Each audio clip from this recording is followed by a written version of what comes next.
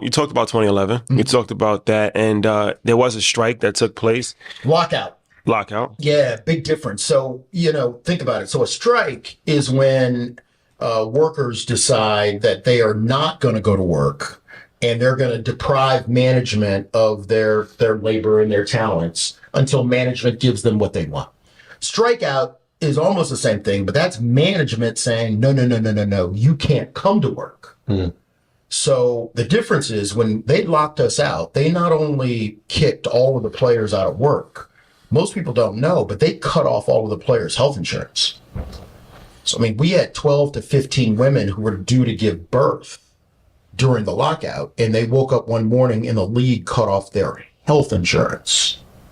And the reason the league does the lockout is, I tend to be a little blunt, so if you don't mind. No, a lockout is designed to step on your neck until you say stop. So the league cut off their salaries, cut off the health care, and it was just really simple. You're going to give up that pension, and you're going to give up that 20%, and you're going to give up, the right to play 18 games for compensation, because we're going to try to choke you out. And their philosophy is simple. The players financially can't go long without getting paid and getting, health care, and the players are going to give up. And so my job is to figure out how to fight that. And that's when we really started, at least for me, started this idea that if you can financially take care of your house, if you can build your house and keep your house and maintain your house, you can dictate your own destiny. And so, we did a lot of things. We sued the NFL because they had sort of jury rigged the TV contracts to give them $4 billion against us. And Mm-hmm. we fought that in court. And we also got a secret insurance policy that would have paid our guys around $850 million if we would have gone the whole season. And so, what did that insurance policy do? It restored our house. And then once we got there, it was like, okay, let's now negotiate a fair collective bargaining agreement. But that's that was the landscape in 2011. And, it was tough. But man, we had great leaders and great leadership got us through. Well, how do you feel? Because it's like billionaires are always going to have more leverage than millionaires, right? So like you said, it's like the longer you drag somebody out in the water, eventually you're going to drown. Yep. So, and we've heard stories about NFL players during that time that had to take high interest loans because they were living paycheck to paycheck. Awful. So how do you negotiate with somebody that has tremendously more leverage than you have? Just got to do what you do. You try to level the playing field the best way you can, right? So without being, too crazy and too dorky, but that's who I am. I'm a lawyer. I just apologize. But, 2008 was right after, 2009 to 2011 was right after the 2008 financial collapse. A lot of the owners had debt service on stadiums that had been built over the last 5-10 years. And if you analyze the market, you realize that they've got to make debt payments on that debt. How are they going to do that if football is shut down? Well, they did it by making the TV networks pay them $4 billion, even if the games weren't played. Mm-hmm. Well, legal strategy is we're beneficiaries of those contracts. So we argued to a judge that if the league did that, that means that the league was using the TV contracts against us. And the judge agreed. So that took their $4 billion, put it over here. We decided that we were going to do a secret insurance policy that gave our players $850 million. So that put money over. What's the secret insurance policy? Can you talk about that? Yeah. So, again, I was a lawyer that did a lot of lawsuits and a lot of litigation, used to sue a lot of insurance companies back in the day, which was a blast. Just a blast. No one had ever developed an insurance policy to protect players if management locked you out.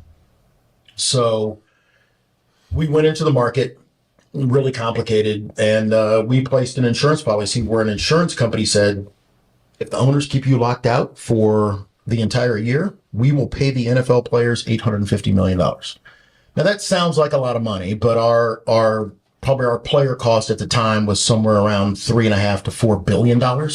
So $850 million is not going to replace, right, the $4 billion. That's not the idea.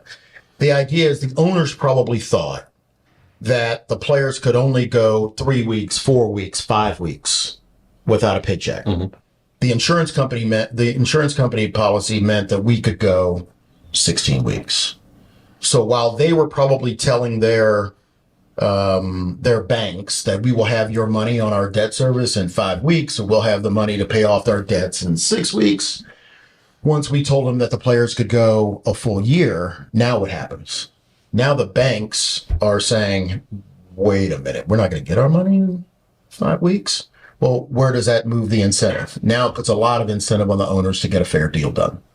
So, it's always going to be a metric where management has more money and management can outlast you. But what we've seen in the country lately, and primarily it's been through labor unions that are primarily women. What have you seen in the last 3 years? Nurses going on strike, right? And just saying, we're going to shut down all the hospitals. You see teachers going on strike. What I try to tell our guys is, man, think about it. I mean, our minimum salary right now is $800,000, give or take. $800,000. Think about the teachers and the nurses and I'm going to go to a labor rally tomorrow for Starbucks workers.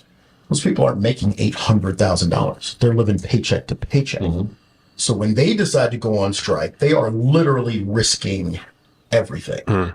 And one of the messages I think for every labor leader, including myself, is when I talk to our guys, the fact that our starting salaries are so large should mean that you should live within your means, right? And if you live within your means, you should be able to go on strike because you shouldn't be in a world where you're living paycheck to paycheck. And by the way, if we went on strike for a year, we'd own the NFL. Own it. But every player has to make that decision. Okay, I get it, D, but you're telling me that I'm only going to play an average of 3.5 years, and you're asking me to give 1/3 of my earning capacity for a CBA or a collective bargaining agreement that's likely going to benefit people after me. And I'm not going to benefit from it, and somebody else who's younger than me is going to benefit from it more than me. And I simply turn to him and say, Yeah. Yeah, you're right. You're absolutely right. That's exactly what I'm asking. So these guys are smarter than I thought. A+ for the quiz. My graduates from my school being Forbes, bag drop. Bag drop. A mic drop, bag drop. Bag drop.